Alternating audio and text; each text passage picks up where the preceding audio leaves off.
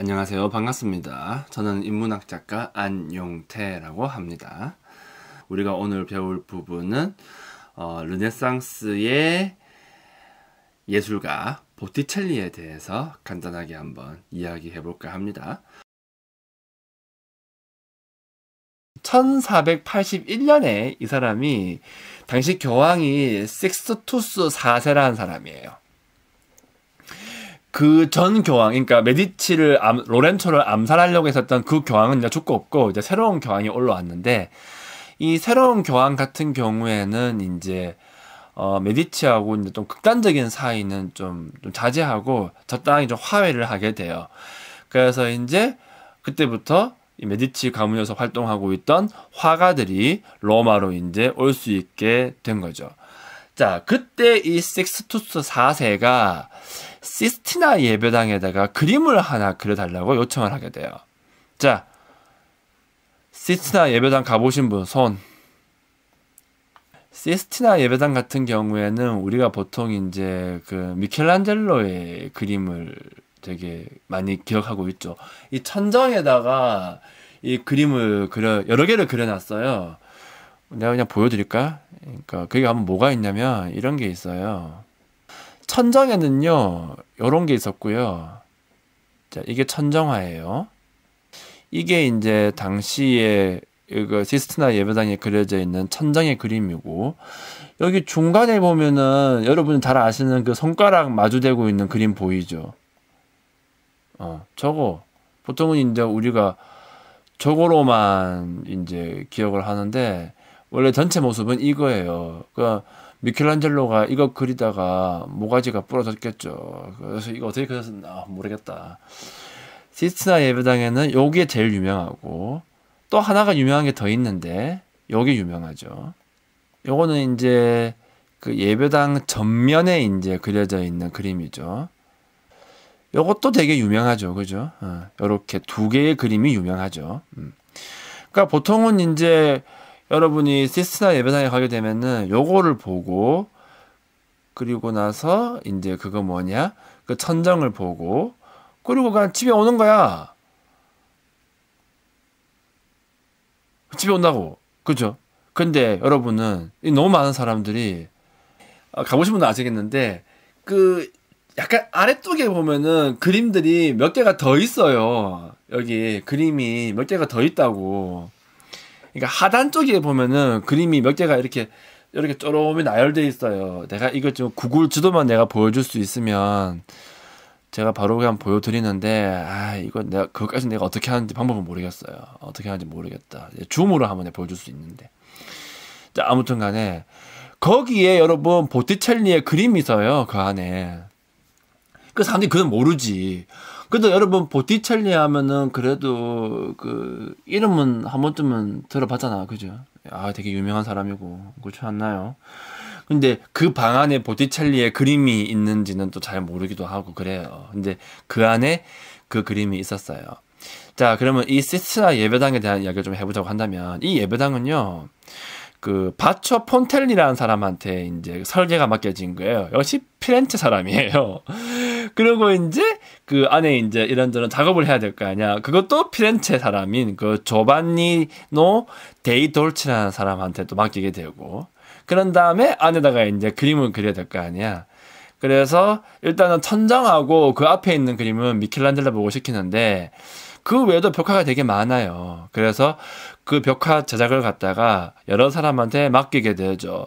첫 번째는 페루지노라는 사람이 있어요. 페루지노. 되게 유명한 사람이에요. 이 사람도. 이 사람 누구 스승이었지? 생각이 안 난다. 아무튼 이 사람하고 코시모 로셀리, 이 사람하고 도메니코 기를란다요, 이 사람하고, 그 다음에 산드로 보티첼리, 요렇게 총 4사람한테 일을 맡깁니다. 그래가지고 이 시스티나 예배당 아래쪽에 보면은 뺑 둘러 쳐가지고 그림이 있다니까. 그걸 봐야 돼, 여러분이. 그걸 다 사람들이 잘 안 보더라고. 반가. 자, 그러니까 거기에서 이제 보티첼리가 총 3점의 그림을 맡게 되죠. 봅시다. 첫 번째, 요건 제목이 이제 그리스도의 유혹이라는 거예요. 여러분이 다음에 이탈리아에 가서 시스티나에 들어가게 되면은 이 그림을 보고 아는 척 하라고요. 이거 보티첼리의 그림이야. 이런 게 여러분을 돋보이게 하는 거예요. 천장에 있는 거 미켈란젤로인 거 모르는 사람 아무도 없어. 앞에 있는 최후의 심판 저것도 미켈란젤로인 거 모르는 사람 아무도 없어. 하지만 이게 보티첼리의 그림인지는 모르는 사람 천지지. 그러니까 여러분이 이런 이야기를 하게 되면은 내가 좀 어떻게 느껴지지? 약간 좀 돋보이는 그러한 효과가 있다. 항상 말하는 거지만 여러분, 내가 항상 뭐라고 얘기하지? 여러분 못 들어봤겠다. 내가 항상 이렇게 얘기를 하잖아요. 여러분, 우리가 이거를 왜 배웁니까? 나의 어떤 지적 만족도를 위해서? 아니면 나의 어떤 그런 만족감을 위해서? 다 개소리예요, 여러분. 우리는 이걸 이렇게 접근해야 돼. 어떻게? 자, 누군가하고 같이 가서 잘난 척 하고 싶다. 이게 핵심이에요. 뭐라고? 아는 척 하고 싶다. 이게 핵심이라고. 나 이렇게 똑똑한 사람이에요! 라고 외치고 싶다고. 이게 핵심이라고. 자, 우리는 이 욕망에 솔직해질 필요가 있어. 그래가지고, 항상 저는 나한테서 배운 사람은 어떻게 해서든지 간에, 지적으로 우위를, 그렇지. 그 타인의 인정. 이게 핵심이야.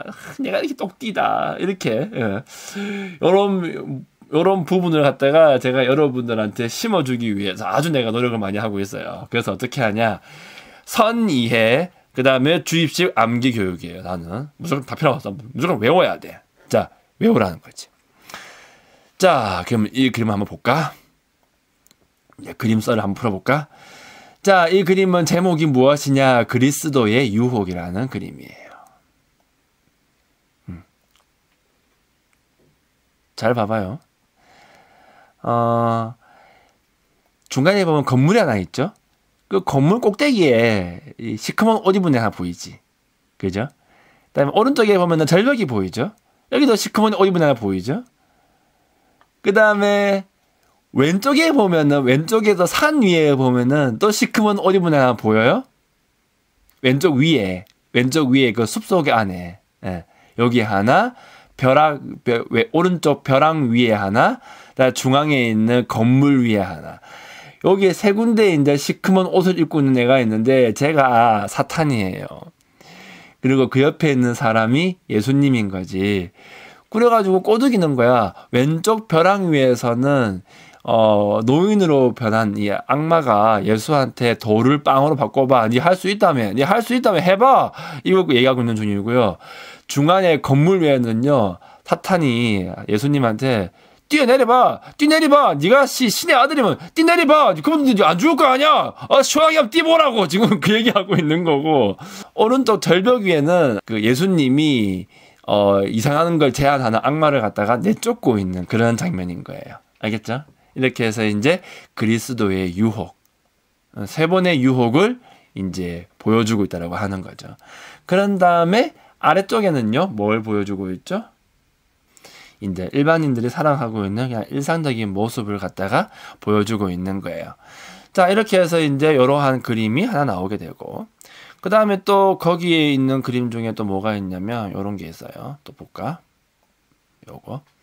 요거는 이제 모세의 유혹이라는 제목을 가지고 있는 그림이고, 요것도 시스티나 안에 있습니다.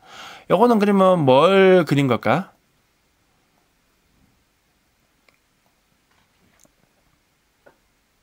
자, 이야기의 순서가 있어요. 요 그림 같은 경우에는 오른쪽에서 시작해가지고 왼쪽으로 가는 건데, 잘 봐봐요.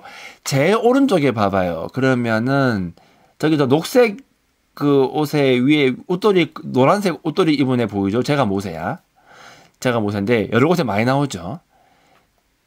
이게 그러니까 여러분, 이 그림이 어떤 그림이냐면은, 이 모세가 이제 살아오면서 행한 여러 가지 일이 있을 거 아니에요. 그 일들을 갖다가 쭉 나열식으로 이제 제시를 한 거예요, 이게. 그렇게 이해를 하시면 되고. 자, 아무튼, 자, 봅시다.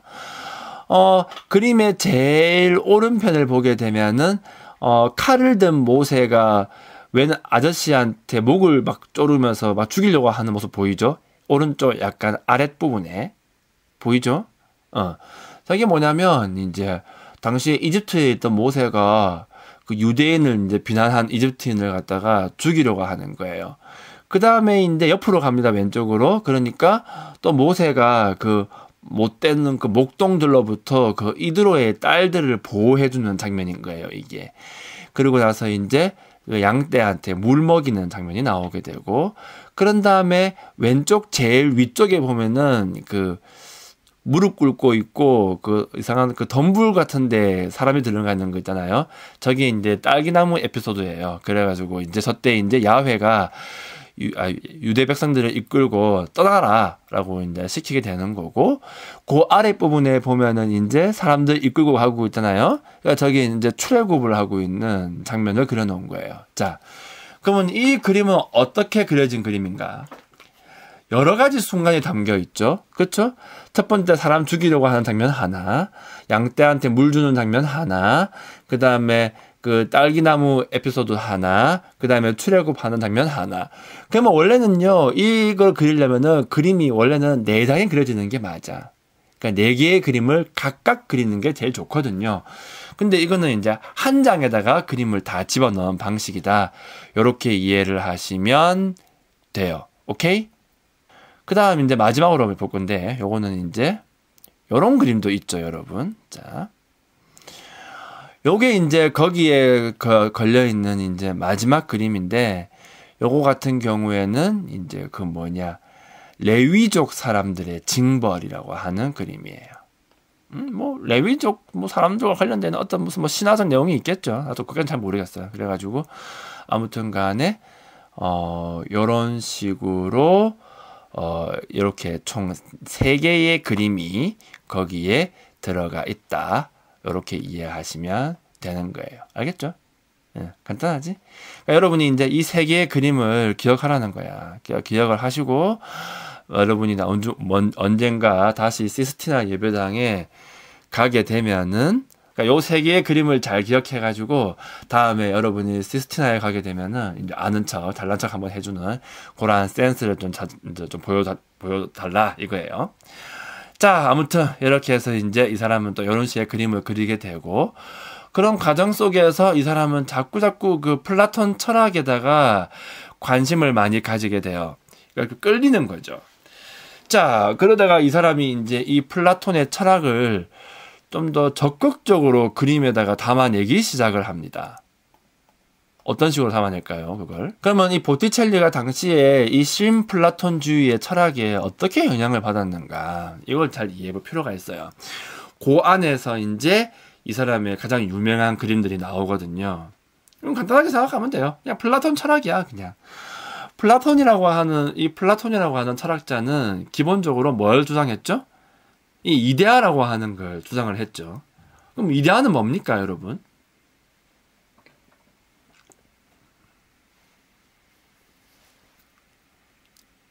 이데아가 뭐예요? 빨리 얘기해봐. 이데아란?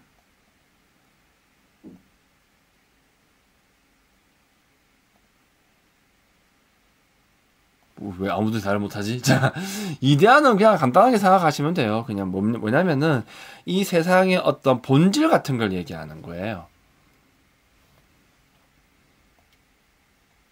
그러니까 이것도 설명하려면 한도 끝도 없는데 간단하게만 얘기해 볼게요. 자, 우리가 살아가고 있는 이 현실 세계는 너무나도 변화무쌍한 세상이에요. 그렇죠? 뭐 봄이 가면 여름이 오고, 여름이 오면 가을이 오고, 가을이 오면 봄이 오고, 이런 식으로 이제 끊임없이 무언가가 바뀐다는 거예요. 우리가 살아가는 이 현실 세계라고 하는 거는 변화한다라고 하는 게 핵심이에요. 오케이? 무슨 말인지 알겠지? 끊임없이 변화한다라고 하는 거. 자, 그런데 이 플라톤 같은 경우에는 이 변화무쌍한 세상 속에서 우리가 이 변하는 것만 바라보게 되면은 이 세상에 어떤 기준이 안 나오고 뭔가 좀 확립되어 있는 어떤 생각 같은 거를 가지기가 어렵지 않는가라는 식의 생각을 가지게 됩니다. 이 사람이요. 오케이? 그랬어요, 이 사람이. 그래가지고 뭔가 좀 변하지 않는, 좀 고정되어 있는 어느 한 부분을 찾게 되고, 그거를 이 사람이 이제 이데아라고 표현을 하는 거예요. 그러니까 핵심은 뭐냐면은 변하지 않는다예요. 영원 불멸하는 거. 그럼 그게 뭔데? 그는 이 세상 모든 만물들의 본질이라고 얘기하게 되죠. 그래서 이데아는 되게 많아요. 하나의 이데아가 있는 게 아니라 세상에 모두 존재하는 모든 것들에는 이데아가 있는 거야. 그 개의 이데아고 있고, 사람의 이데아, 뭐 책상의 이데아, 의자의 이데아, 뭐 컴퓨터의 이데아, 뭐 그런 모든 것들은 다 이데아가 붙어 있다라고 하는 것이고, 이 이데아는요 저그들끼리 모여 있어요. 이데아의 세계 안에. 오케이? 거기 모여 있게 되고, 그러면 현실은 무엇이냐? 그 이데아의 세계의 그림자에 불과한 거예요. 그렇기 때문에 이 세상은 항상 불완전한 거죠. 불완전하다고요. 그리고 이데아의 세계는 완전한 곳이에요. 거기는. 그럼 우리는 완전한 세상을 살아가지 않고 항상 불완전한 세상을 살아가고 있는 것이고, 그렇기 때문에 우리는 무엇을 추구해야 하느냐? 이데아의 세계를 추구해야 한다. 이런 식의 이야기를 하는 게 플라톤의 기본적인 맥락이 되는 거지. 오케이? 자, 그러면 플라톤은 예술을 좋게 바라봤을까? 안 좋게 바라봤을까? 굉장히 안 좋게 바라봅니다. 왜 그럴까요?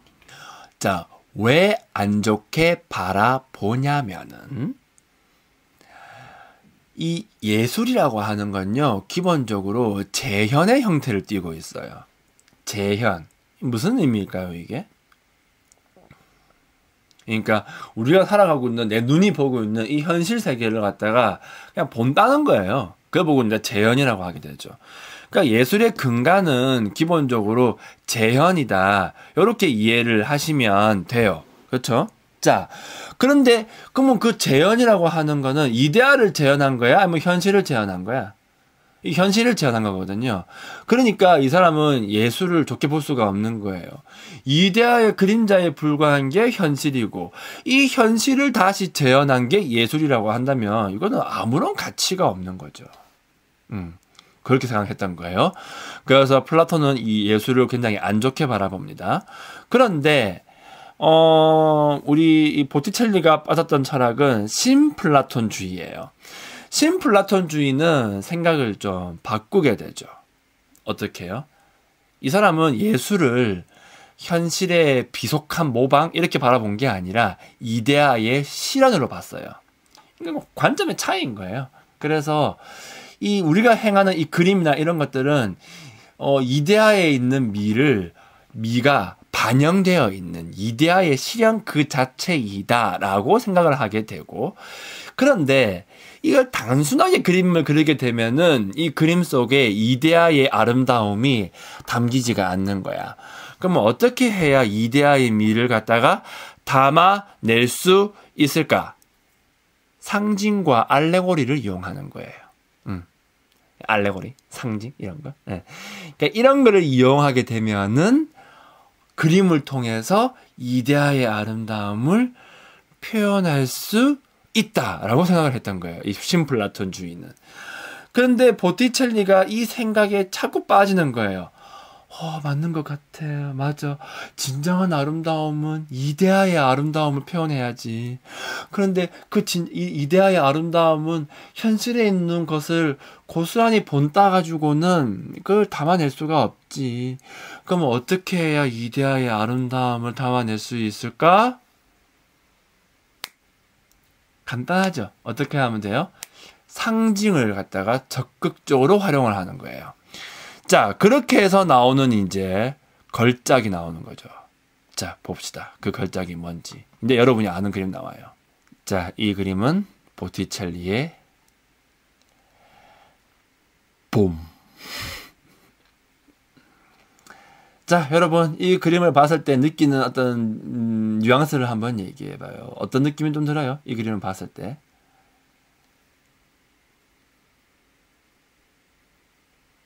각자의 한번 감상을 한번 이야기해 봅시다. 감 따는 것처럼 보이기도 해요. 참. 자, 일단 뭐 악의 유혹은 또 왜? 왜 봄일까? 자, 일단은 따로 논다라고 하는 저 말도 아주 틀린 말은 아닌데. 자, 봅시다. 한번. 자. 일단은 고대 신화에 등장하는 인물들을 갖다가 전면에 내세웠어요. 그리고 좀 뒤에 배경이 좀 비현실적이기도 하고요. 일단 중앙에 있는 사람, 센터. 자, 이 여자가 누구게요? 비너스예요. 다른 이 그리스 말로 하면은 아프로디테죠. 그러니까 비너스가 중간에 서 있고요. 주변에 식물이 되게 많죠. 저게 이제 도금량이라는 건데 저 식물이 이제 비너스에게 이제 봉헌되어 있는 식물이에요. 그러니까 그러한 식물을 그려놓고 제 오른쪽에 보면은 약간 좀 푸르스름하게 보이죠. 얘가 제피로스라고 하는 애인데 봄바람이에요. 얘가.